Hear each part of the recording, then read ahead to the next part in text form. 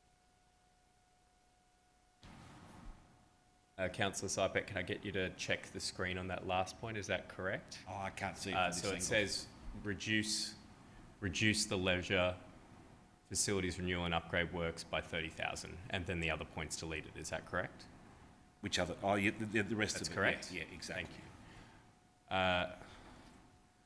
Thank you. Councillors, are you aware of what's been moved as an amendment? Is there a seconder? Councillor Byrne. Councillor Sypek, would you like to speak to your amendment? Oh, look, I think I've spoken to it because, like I said, with the aviation theme park, we got a report back from the officers who told us that its total project cost of 200,000 for the open space is coming from Open Space Reserve. That, I think, is a no-brainer. I don't think you have to be an accountant or anything to understand that it's coming from Open Space Reserve, which has been contributed to by the community. So, you know, we're not talking, you know, millions of dollars. We're talking $200,000 for the children. Remember that, ladies and gentlemen, for the children. The once again, the synthetic pitch at Boeing Reserve, you can't do half a baseball pitch and then do the other half whenever we want. We either do it or we don't. So that's got to be removed or stay in there. The fleet, I think I've spoken about the fleet quite understandably, and I think if you know running a fleet, it might cost us more. It will probably, most likely it will cost us more. And the local roads. Look back in your emails. How many times have people complained about the local roads? How many times? We can't cut the local road funding. Thank you. Thank you, Councillor Sypek. Councillor Byrne, would you like to speak to the amendment? Can I ask a point of clarification to Yes. start, please? And that is just to confirm that what was moved did not include... That's correct. So the Boeing, the synthetic renewal at Boeing Reserve was not removed as in the amendment, No. as per on the screen. That's correct. Yes, so I'll speak. I don't want to be a playground killer here, because that's what I feel like we're doing. I think that we should be spending so much more money on playgrounds than what we currently do. I understand that we've got a lot of things to do within this municipality, but playgrounds are just so loved. I suppose I'm almost at the age where my kids are, you know, somewhat outgrowing a lot of them, which is a shame because I've had plenty of good coffees around them. But removing $200,000 for the Centreway Aviation themed playground project, I just don't think it's necessary. I disagree with the idea that you know, just because it's from Open Space Reserve, we can keep it in. Like, we do have to be mindful of our money, no matter which bucket it comes from. But this is something that was asked for by the community for quite a long time. It has been discussed in this chamber quite a few times over quite a few years. It's gotten to the point where we seem to be fairly close, and now it comes up in an amendment like this. I just don't think it needs to be there. I am saved slightly by the fact that it says make the following changes subject to the consultation process. I feel like this is going to go down like a lead balloon if this is consulted on, because I would say most people would want to keep the funding in for our playgrounds. I'm of the understanding that what the officers put forward is the officers' obviously recommendation. The officers are recommending this based on our previous previous resolutions that have come through to council. So I completely agree with removing the project. In terms of reducing the fleet renewal program by $500,000 and the local road network by $500,000, personally I would have liked to have had a little bit more information in terms of what that would actually somewhat look like, and probably more of the impacts than just... I'm not necessarily against it, because I think that, again, we might get some further feedback back on it, but I'm If there's such a officer's recommendation that it is needed, as Councillor Sypek touched on before, sometimes by deleting some of these things it can cost you more in the long run. But I'm definitely in favour of any excess in terms of the fleet. Well, yeah, it doesn't need to go, but I would have hoped that the officers would have already done that. I will leave it at that. The point that I'm probably most disheartened by is definitely the idea of any motion that cuts playground funding.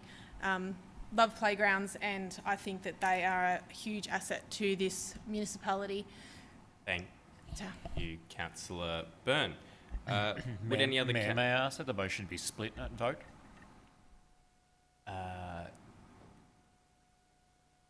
It's two separate dot between points. the three... Two dot points. 2 dot points. Thank you, Councillor Bedio. I'll take that under advisement. Would any other councillor like to speak on the amendment? Councillor Hodgson. Thank you, Mayor. Look, I won't be supporting the amendment. And in particular, look, the open space reserve is not a bottomless bucket of money. And as I spoke to in the substantive, you know, we have to be really careful and strategic about how we're spending our money. And the consideration I have for the Centreway playground renewal is one, that we do have a playground renewal program, and officers work hard to assess and prioritise all of our playgrounds around the municipality. There is $856,000 in the current budget for that program, coming from open space. By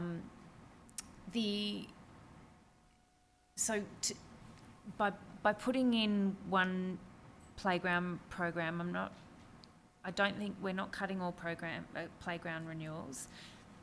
We are simply circumventing, you know, the process that we have of following the strategy and the prioritisation that is put to us through the playground renewal program. Centreway itself has also had, we have been up there for a lot of events lately, and I haven't noticed that children are waiting to go on play equipment. I think if they've seen standing around, it's maybe watching some of the roaming performers that have been available during those events. But I suppose my point there is that we also recently, and I don't remember exactly the budget amount that we put in, but we did have a decision recently to do a sort of mini precinct plan for Centreway. And I'm loath to put in extra infrastructure into Centreway where that, you know, not master planning, but mini planning is underway. And there's several other improvements at Centreway. So look, the open space reserve, it's just not a convincing argument for me there, that because I think that we have to be careful with how we spend all our money, including reserves. And I note also that the open space plan will be coming to us in this in the next financial year as well. That the budget includes $2,913,000 of implementation money for that. So there's plenty of money that's being strategically spent on our open spaces and our playgrounds. And the roads renewal program, just for a little bit of context there, the Councillor Hodgson, your time has expired. Fair enough. Thank you. Thanks. Would any other councillor like to speak to the amendment? Councillor Isa. Thanks, Mayor, and thanks, Councillor Sypek, for moving your amendment and for raising those questions. There's some good questions in there, and I have a question because I note the information that you read from with respect to the total cost of the project, $200,000 from Open Space Reserve. However, our draft budget document indicates that in fact a quarter of the money, $50,000, is coming from council cash, so I'm not quite sure how to reconcile those two different pieces of information.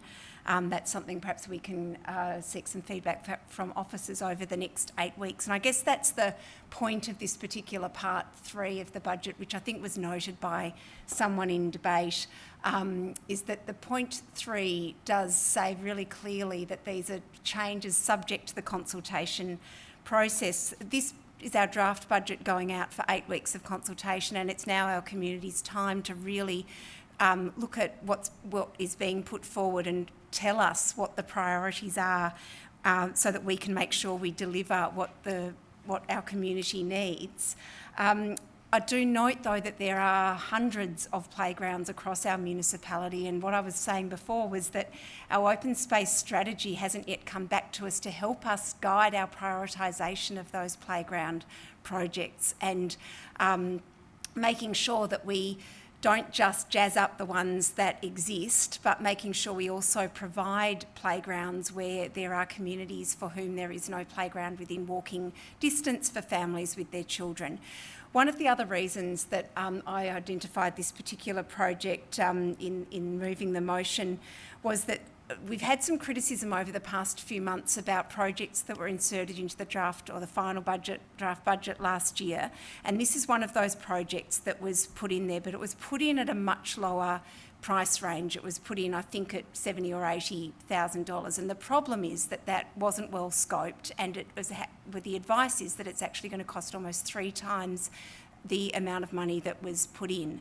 So that's the reason that I guess I'm saying, well, if we've got a project here that's blown out of scope, we don't have any strategic advice that tells us that this is where that money needs to be spent from our open space reserve, maybe we can just be a little bit cautious about the way our funding has blown out here, and seek some feedback from our community before putting all of this particular money on this particular project that already has a playground servicing that particular community. So they're the questions that I guess are in my mind, and I look forward to the community sharing views with us over the next 8 weeks so we can make a decision about that in 8 weeks' time. Thank you, Councillor Isa. Would any other councillor like to speak to the amendment? Councillor Sharp. Thanks, Mayor. Look, I'll just say that the point there says subject to the consultation process. So this is a draft budget. I don't think we sort of, I'm fine to see how this all pans out in the wash, I think, and see how the final budget, how the consultation comes back through the draft budget for final budget, and then make a decision then on all that. Thank you. Thank you. Would any other councillor like to speak? I might, Councillor Better, you asked to split the motion, but you haven't spoken on debate. Do you think maybe just before I go to right of reply to Councillor Isa, if she wants it in 10 seconds, whether you could explain why you want to split the motion? Yes, because I support retaining part of, I support retaining the Centreway Aviation themed playground as part of the draft budget, but I'm happy to support the substantive motion in reducing the fleet renewal and the local road network. Thank you. That's all I needed. Happy to split that. So I will put the vote on the amendment. I'll ask Councillor Isa whether, Councillor Sypek, whether you would like a right of reply. Yes, I would, Mr. Mayor. Thank you. Just in regards to the playground, now let's think about this. This is the officer's recommendation, and yes, it originally was at 80,000, but now the recommendation from the officers is that it can be fully funded from the open space reserve. Fully funded, not blown out, not going to break Moonee Valley's budget and we're going to be in financial trouble. It's fully funded by the open space reserve. It's the officer's recommendation. Now, we're not putting it in. It was in. What we're doing here with substantive is pulling it out so the kids don't have a playground. We're pulling it out, and I'm trying to retain it in there, so then that way when it goes out as a draft, the community can tell us, okay, we don't want this, and then I'll happy to concede. But if the community want it there, well, let them see it. Let the whole community see it. If we take it out now, then how are we going to have consultation on social media or, you know, phone a friend? I don't know. But leave it in there. I mean, what are you scared of? It's fully funded by Open Space Reserve, and the community wants it, like Councillor Byrne said. The community has been wanting this playground. It's Centreway. It's a thriving shopping centre now. Go there 10 years ago, it was absolutely dead, and we've done all this work to make it great and good, and now we're going to pull a playground away from the children? Is that what we're going to do? Pull playgrounds from children when it's fully funded? Thank you, Councillor Sypek, and apologies for mixing up the right of reply. So I will now put the amendment to the vote in two parts. I will first put to the vote A3 and the second dot point to strike through, remove 200,000 for the Centreway aviation themed playground. All those in favour? There's Councillor Bedio, Councillor Byrne, Councillor Sypek. All those against? That is Councillor Adams, Councillor Hodgson, Councillor Isa, Sharp and Tyson. I declare that lost. I will now put the second part of the amendment to the vote, A3 and the fourth dot point, the strike through of the Fleet Renewal Program and Local Road Network renewal. All those in favour? That is Councillor Sypek. All those against?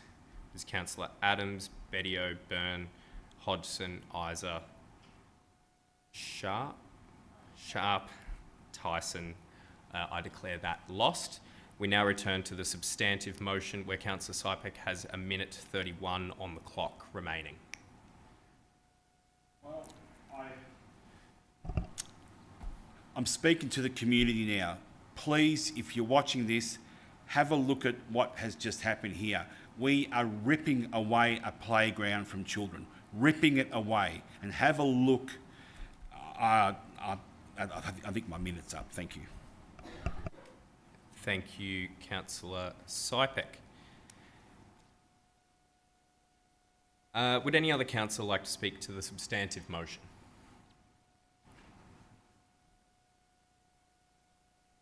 Councillor Byrne. Thanks, Mayor. Can I please move an amendment? Yes, what is your amendment? So under A, put in one at the top, but keep everything else and have it renumbered. The average general rate and the municipal charge will increase by 2.5%.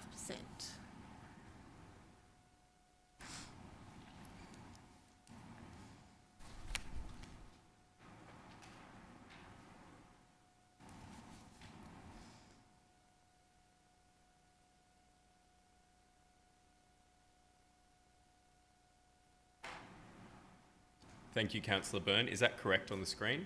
A new A1 and subsequent renumbering? Yeah, I'm just making sure it reads correctly with the stem. With the following amendments, notes and requests for reports to Council. With the following amendments. Yeah. Yeah, that looks right to me. Does that look right to you? I'll just confer with Governance and the CEO.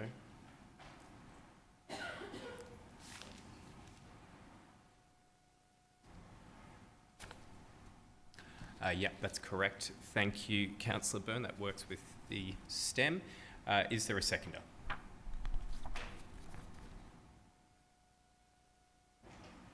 Councillor Sypek. Councillor Byrne. Leaving me hanging there. Look, I don't think that we can have a budget discussion without at least somewhat touching on rates. Whenever I speak to anybody about Moonee Valley and the budget process, without a doubt the first thing that comes up will be rates ahead of absolutely anything else. And most of the time the comment is that people think that they pay too much rates. And to obviously counteract that, there's a list of projects we do. I'm not denying that. We obviously deliver so much capital works project. We still run so many services. and that's where people's rates go. But that doesn't necessarily take away the fact that people don't want to pay as high rates. And I feel like as an elected representative, as the one thing that has been asked to me the most amount of times above everything else is to do what you can to keep rates as low as we possibly can. Now, I understand that there are other councils, that there are people who have called for a complete rates freeze. Now, I don't think that we are in the financial position to be able to put forward a complete rates freeze. Just for clarity, if you're watching this at home, I've put up here 2.5%, an increase of 2.5%. So that's 0.25% less, so it was 2.75. Whereas if people were talking about a rate freeze, it would be 0. So there will still be, I'm still proposing an increase in rates, much probably to the disappointment of some people, but I'm saying that our default position at Moonee Valley, I feel, has always been whatever the rate cap is, we'll just go with that. I feel like we don't often have this debate around the chamber as to exactly how much it should be. I think, and I'm fairly confident that we can absorb the 0.25%. And I feel like by doing that, we will be listening to so many people of our city that are screaming out for some sort of rate relief. I do want to take note that in the amendment that was moved, there was the 0.4, which I think will now be 0.5, which is requesting the CEO to provide a report to council at the end of Q1 24-25 for analysis of ways in which councils' rates, fees and charges can most effectively support community members most impacted by the cost of living pressures, including renters.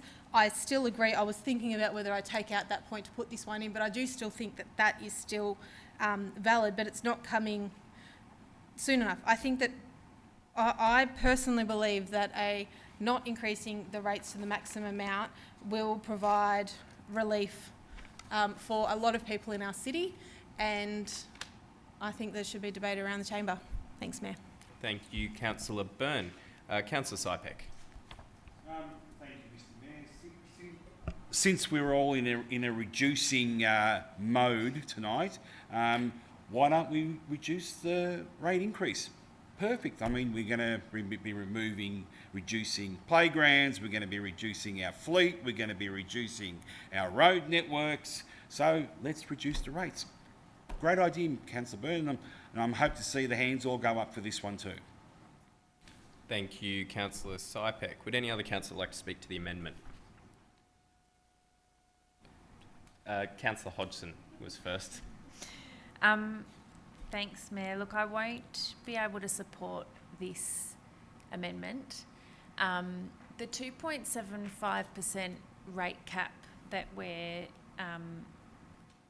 compelled to comply with is not keeping up with the CPI and the rise in costs of council delivery. And I do understand the intent behind this of offering support to resident ratepayers in our community who are doing it tough, and that's certainly a really live issue. I think it would probably be true to say that no one likes paying their taxes.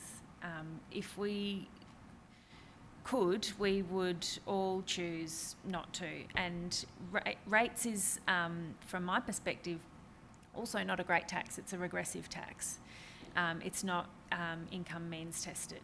So it's not a tax I like paying either, but it's a tax that I understand that actually, you know, if I'm being really nerdy, I actually do quite like paying my taxes because I like to receive services.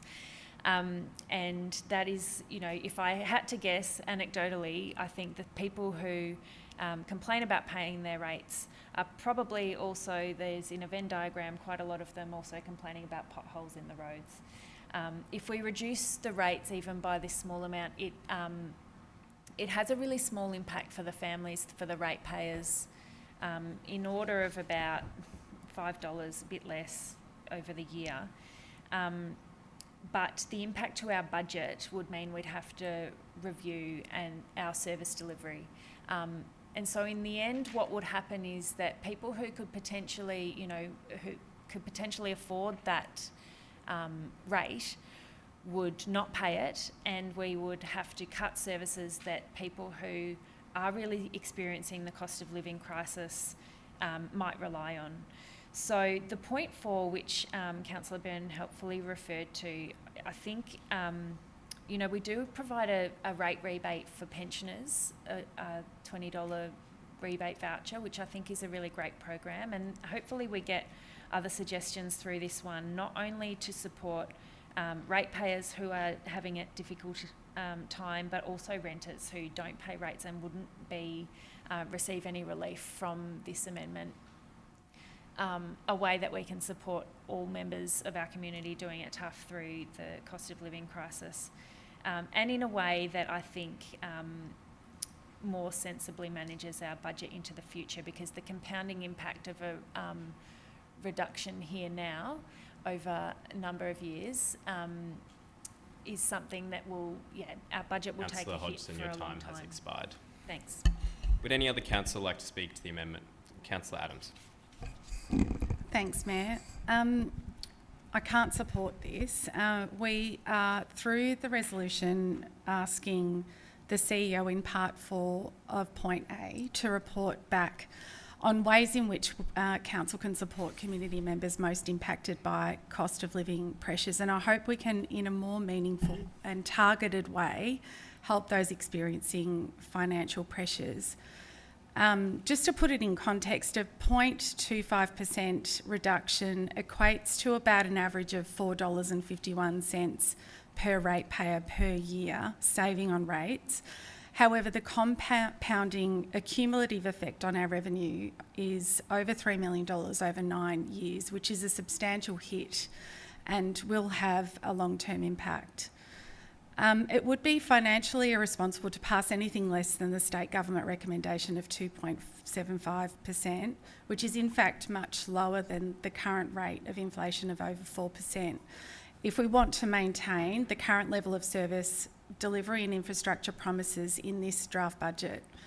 Given that all councillors were involved in formulating and setting our capital works plan within financially responsible parameters and with this rate increase explicitly in mind, it really undermines all the work we've done to date.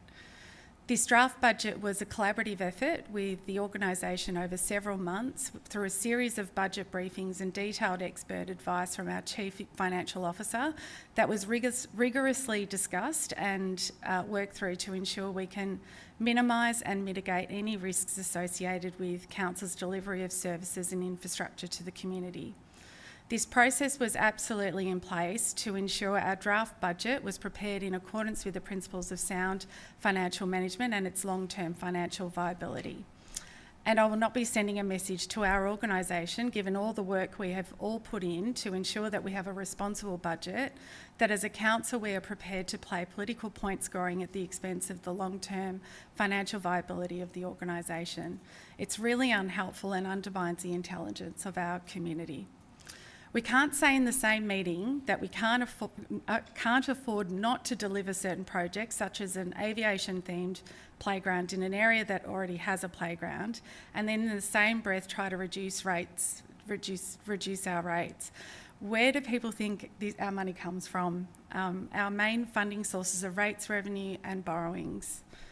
And that's all I've got to say on that. I won't be supporting that reduction. Councillor. Thank you.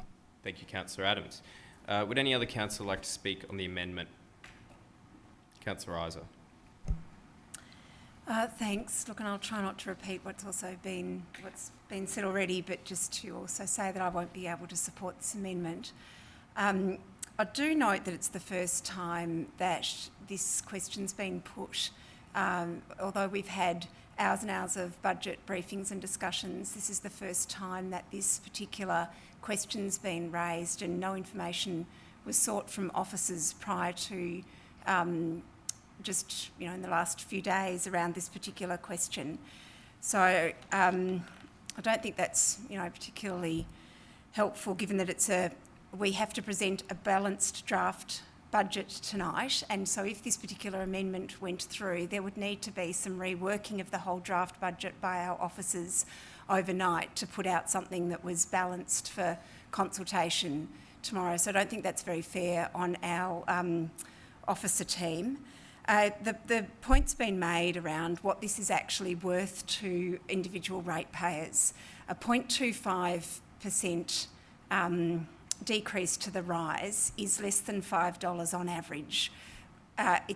Taxes are collective, and it's through the collective contribution of all of the ratepayers in the community that enable us to deliver services, and that's the whole point of the taxation and democratic government system that we are leading within Moonee Valley. And obviously it's not popular. Obviously tax is not popular, and raising rates is not popular, but we've now in an environment where the Minister controls our rate rises to make sure that they are responsible, and our job is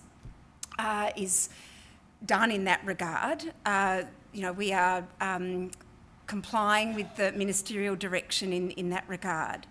And I guess, look, we are all cognizant of the impact of rates on people, which is why we're trying really hard not to spend money unnecessarily, and why we're trying to find ways we can offer relief to people who are in need. But as mentioned, this tax is regressive. It's not a means-tested tax. And I guess if there is a discomfort with asking for tax, that's a discomfort with our very system of government.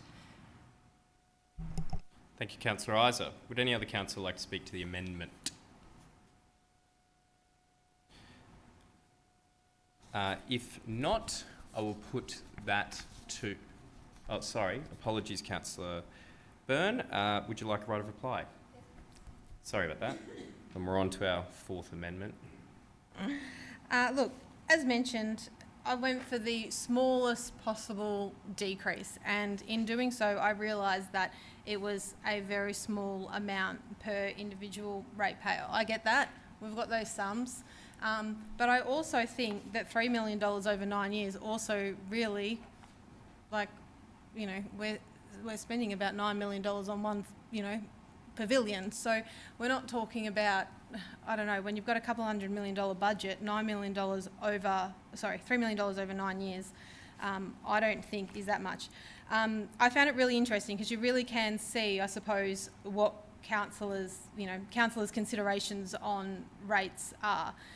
From where I was coming from, I was just trying anything. We talk about, and we have had figures in previous years in terms of the impact of reducing the rates and what that would look like. So knowing how much, 0.25% and whatnot, those figures don't change substantially year by year. I tried. That's all, I can tell by the vibe around the chamber that there isn't necessarily an appetite for it. It was something that I thought would show goodwill to the community. I thought that it would say at least we're trying to do something. As I said, I know that it's not a lot, but it would have been something. It would have been something that we could have said, yes, we are having a debate around the chamber and we're not necessarily just going with the tick the box option. But people have obviously spoken, and we'll see how the vote goes. Thanks, Mayor. Thank you, Councillor Byrne. I'll put that amendment to the vote. All those in favour? That is Councillor Byrne and Councillor Sypek. All those against? It is Councillor Adams, Councillor Bedio, Councillor Hodgson, Councillor Isa, Councillor Sharp, Councillor Tyson. I declare that amendment lost. We now return to the substantive. Councillor Byrne, you had the call. Would you like to speak at this point? Just to remind councillors, at this point, Councillor Isa, Hodgson and Sypek have spoken. Would you like to speak, Councillor Byrne? I will, thanks, ma'am. I was pretty close to supporting this draft budget, but unless there's some particular strong arguments that can sway me the other way, it probably won't be at this point. For me, as I mentioned, probably the number one thing that gets brought up to me, without a doubt, has been the rates. Obviously, that amendment was lost, and I do believe that if it was to be changed, it had to be changed at the draft budget stage, or it would have been classified as a fairly substantial change. As mentioned before, in the amendment process, cutting money from playgrounds I'd find extremely disappointing. Reprioritising money from playgrounds maybe, But cutting money from playgrounds is not something that I would be supportive of. I already think that the money that's going into our playgrounds and our playground renewals is minuscule compared to the amount that they're actually used. I think we should be spending more money on infrastructure that people can use for free and they don't actually have to pay for a membership or whatever it might be to actually use. So removing money from playgrounds for me is just something that I just can't stand for in this draft budget. I also think that as a council, there's been a lot of community asks over this council term, and quite frankly, we just haven't delivered. We haven't gotten there. We've had debates about quite a few things. I think that in the very first council meeting, or it could have been one of the very first thing, I think there was, we used to joke about how much we were talking about toilets, for instance, and we're still we're getting the one in the green spine, but there's still it's just taking so much time. And I understand we're waiting for the open space, but in terms of over the 4-year period of where we've gotten with things like highball, which was a huge thing at the start of the council term, where we've gotten with toilets, I just feel I would have liked to have seen bigger inroads in a few of these things. I'm really, really, really looking forward to seeing the community feedback or the consultation process in regards to the draft budget. There was one submission supported last time of obviously a lot. I'm really fascinated to see whether people will bother doing it again this time, considering how few have been supported by Moonee Valley Council in the past. But I would urge people... 2-minute extension, Councillor Byrne. Thanks, Mayor.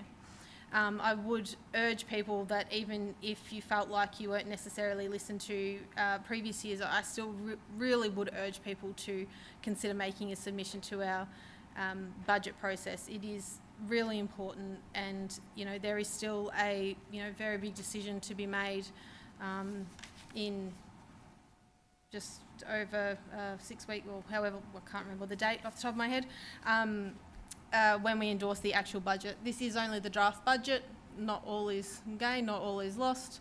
I think there'll be some very interesting feedback over the next period of time, and I hope it comes through formally. Thanks. Thank you, Councillor Byrne. Would any other councillor like to speak on the substantive motion?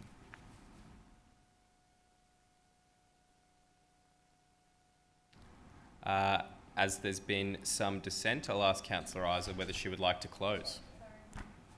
Councillor Adams, you're running it right down. Please go ahead. Thanks, Mayor. I just wanted to say, look, as a councillor group, we've all worked really hard on this budget, and every budget we've endorsed this council term. The draft budget is a rolling 4-year plan that outlines the financial and non-financial resources that council requires to achieve the strategic objectives of our council plan. We've had to make some really difficult decisions each year to ensure that we can deliver the services our community depends on, maintain our assets, and deliver capital projects in a responsible way so that Moonee Valley remains in a sustainable financial position.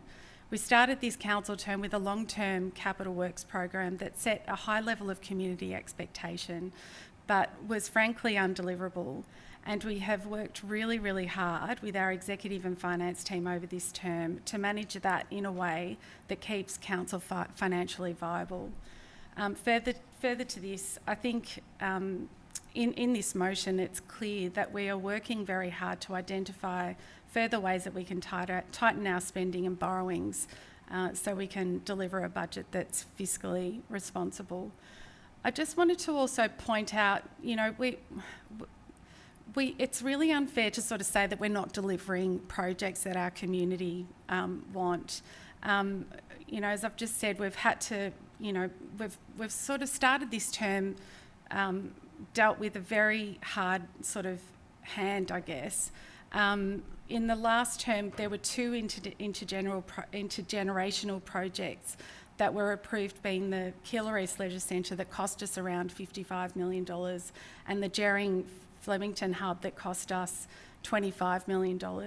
These projects were never able to be delivered through rates revenue alone, and were approved on top of an already overcommitted long-term capital works program that flowed from our MV 2040. A solution to the overcommitted long-term capital works program of the last council term was to commit to a borrowing plan totalling $86 million that basically had council by 21-22 financial year borrowing $47,783,000. And that's publicly available information in the adopted budget 2018-19 and the 10-year financial plan that was based on the long-term capital works plan to 2039-40, which was adopted in June 2018, so the last council term. As a result of this, councillors in this term have had to make some difficult decisions to slash the capital works program that we could not deliver without being financially irresponsible and going broke. So I think in this term... 2-minute extension, Councillor Adams. Thank you. Look, just in summary, I think we've done a great job in this term to,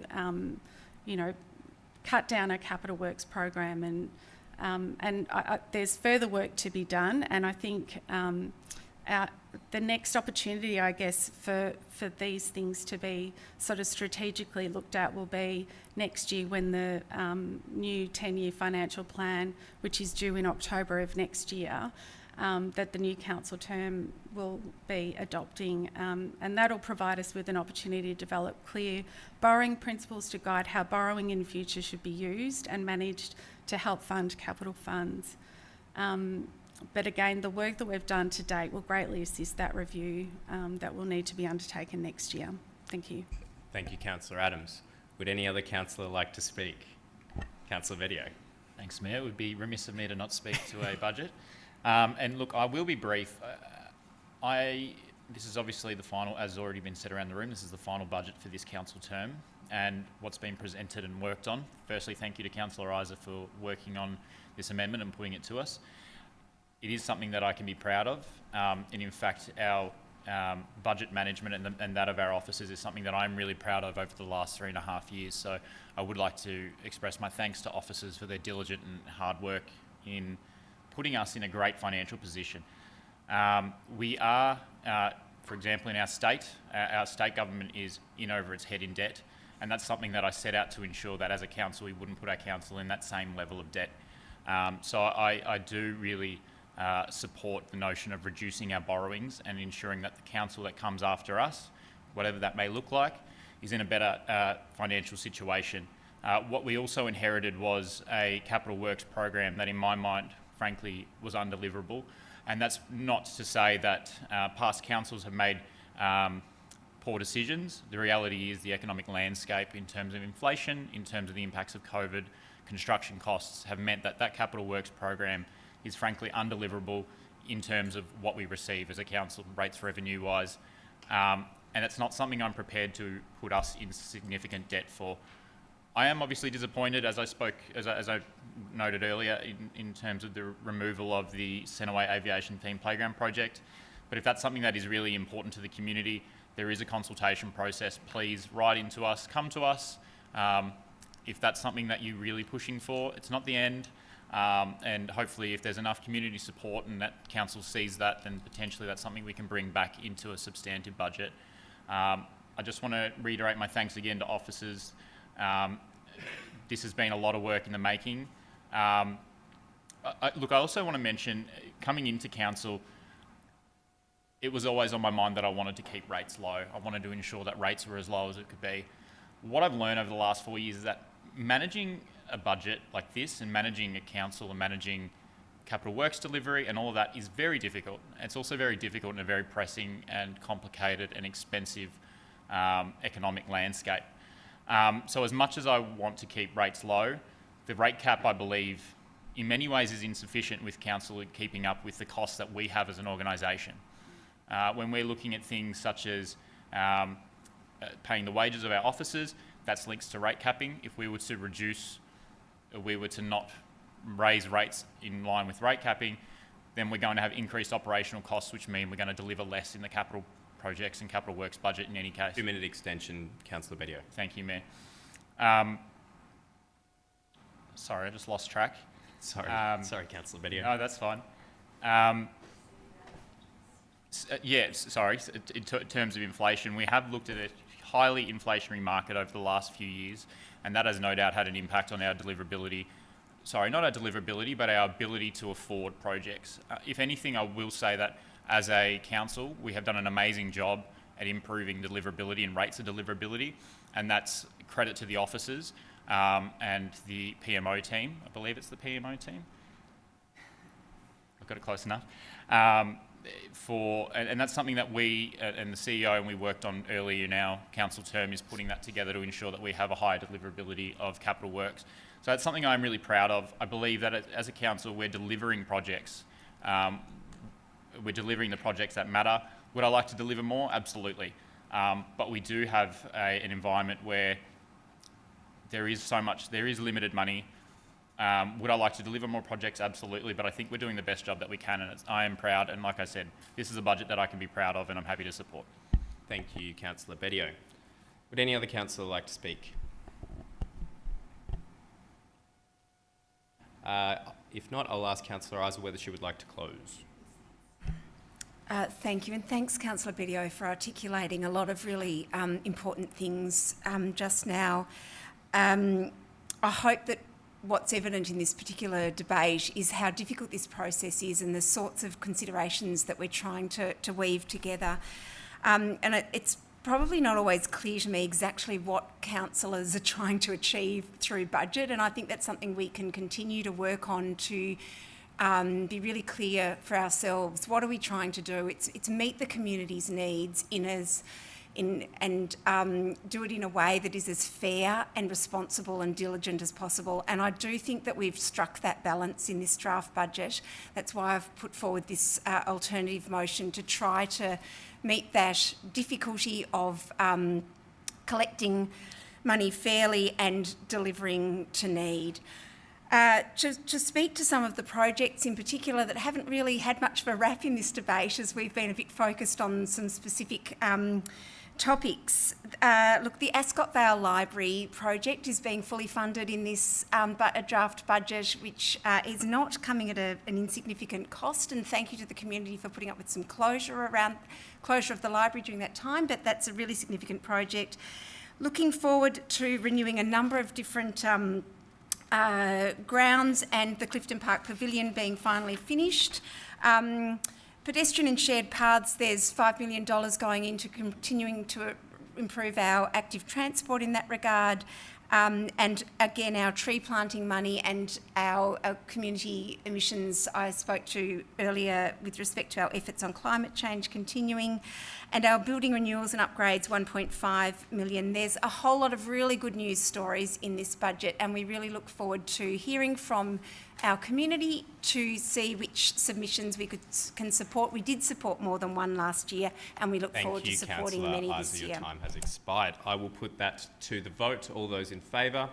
That is Councillor Adams, Bedio, Hodgson, Isa, Sharp, Tyson. All those against? Councillors Byrne and Sypek. I declare that carried.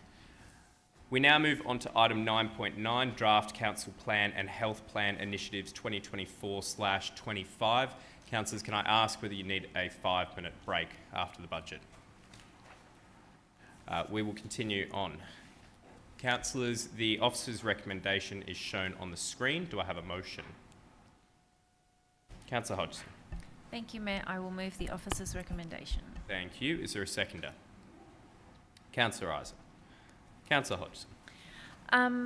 Thanks, Mayor. Look, in conjunction with the draft budget, the council plan and health plan initiatives for the next financial year will go out for an exhibition period as well. In our first year, we adopted a 4-year council plan and health plan, and each year we renew the initiatives that are deliverable through that financial year. And usually officers ask that we filter down our selections for these to between sort of 25 and maximum 28. because we want to make sure that these are the ones that we report on quarterly, and we want to make sure that we are, doing that in a way that's sustainable for our the way that we report. I do thank officers for indulging us in our final year of having these council plan initiatives in allowing 31 to make it into the draft list. There was a lot of input, and I think, it speaks to how much we wanted to achieve and hope that, we can wrap up in this last year, that we've got a few extra initiatives that we just couldn't put on the cull list. I wanted to speak just to a few, and we have to have regard to financials and also climate change when we approve these initiatives. And in our themes, the beautiful, and there's a couple of initiatives under beautiful and connected, which I think speak to some of the big challenges that we face about the future of livability in our city, and that's to do with health and wellbeing and also the climate emergency. And one of those, and we've touched on it already in debate tonight, is B1.1 is delivery of the open space strategy and implementation, and that's a massive piece of work, and I'm really pleased to see that be one of the initiatives that we will have, because it will guide the future spending of that open space reserve that we've talked about a lot tonight. B2.2, the initiative is also focuses on the housing strategy, which has also been a theme we've discussed in debate tonight, a challenge that our community will face where we're being, it's necessary with our proximity to a lot of major services and infrastructure, and being one of the inner city municipalities, that we have densification and greater development in our municipality. So it's about how do we manage that and how do we plan for it. The connected theme as well, which is, I often think about it as connecting people, but this is about connecting movement through our city, and it's a really important one for promoting sustainable and active transport. And there are a couple of initiatives in there, C1.1 around encouraging walking and cycling, and C2.2, which is commencing the preparation of a 10-year plan to address transport needs across the municipality, again guiding a future that we look to of achieving that vision of a healthy community. There are many other initiatives in there, and perhaps other councillors will speak to them, where we continue to push for and strive and hopefully achieve the strategies of our council plan. It's something that I am proud to see, all of the diverse initiatives that are in there. Again, striking that balance, because we have to address the needs of a really big and diverse community, and I think we strike that balance in this document. Thanks. Thank you, Councillor Hodgson. Councillor Isa, would you like to speak? Just briefly, look, the council plan sets out our priorities, and I think Councillor Hodgson mentioned a few of them. I'm really pleased that it mentions things like advocating for the provision of accessible mental health services for young people in our city. The Disability Action Plan is mentioned, prevention of family violence and violence against women, the preparation of a housing strategy, delivering our arts strategy, the libraries get a mention, and obviously there are some really important priorities listed under our theme of green, which Councillor Hodgson spoke to, including supporting communities' use of electric vehicles, which is becoming increasingly a priority that's shared across the community, our Let's Go Zero emissions program. So look, I'm really pleased that a number of things have made their way into our list of priorities. It's not an exhaustive list of everything that we're funding and we're trying to ask the organisation to do, but it's headlining and highlighting the things that we are telling our community is telling us are priorities, and we are then feeding back to the organisation to really make sure we can get done in the next in the next year. Thank you. Thank you, Councillor Isa. Would any other councillor like to speak? If not, I'll go Councillor Byrne. It's a tie, I think. Thanks, Mayor. Look, I just want to, just basically reiterate what was said, and for people to really have a look at what is actually included. Some people are probably quite used to our 5 themes of MV 2040, so are hopefully starting to get used to how things are split. But even if you're not, please take a look. It is a wonderful graphic, and I find that it is one of the easier graphics to somewhat understand. I personally quite like the what we're doing in regards to the building blocks partnership, which has obviously come through the chamber again. A lot of the under FAIR, a lot of the library works that are going on in under Thriving, and I'm also excited about what's going on under Connected, particularly through the encouraging walking and cycling, and that's mentioned quite a few times. Thanks, Mayor. Thank you, Councillor Byrne. Councillor Bedio. Thanks, Mayor. Look, I'll echo Councillor Byrne's sentiment that I highly recommend as many people out in the community to read this and to look at this graphic, as many people as possible. This is probably the best graphic in terms of representation of what we're doing at council, and it's something that I would encourage everyone to have a look at and provide some feedback on. I just wanted to point out 2 things. Firstly, scooters. I've been trying to push for scooters for a long time, so I'm glad that scooters are still here. We need e-scooters in Moonee Valley. It's an important piece of interconnecting transport, and I think that's something that we're lacking when we compare ourselves to other inner city municipalities. So let's push for more scooters. Secondly, the advocate for a collaborative approach on development planning in Moonee Valley in response to the state government's housing statement to ensure our future population's needs are met. That's B2.2. That's a really important one. The housing statement was something that's come out over the last 12 months.